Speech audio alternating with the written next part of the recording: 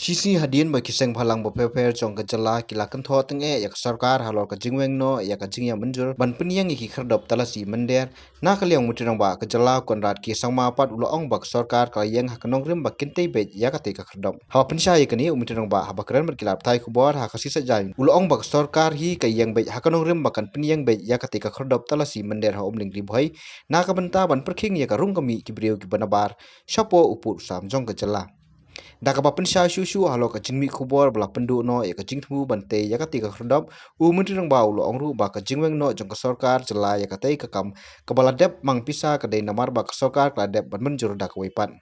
Entry exit point is not part of the discussion, but I think the tourism department will be giving a clarification.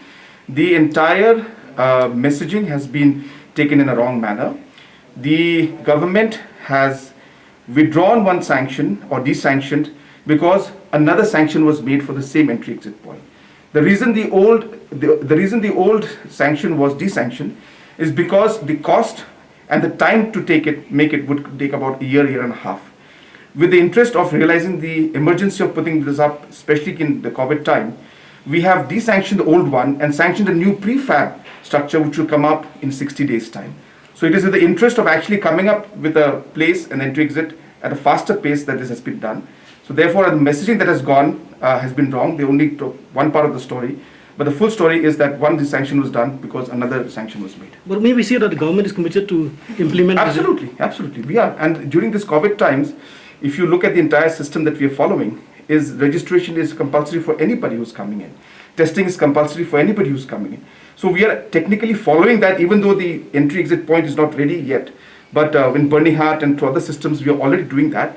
And now the Umling gate, which will come up, as I said, in 60 days time, this will only help us to ensure that we can do this in a much better manner, and government is very much committed to this. Today was basically just discussions that we had.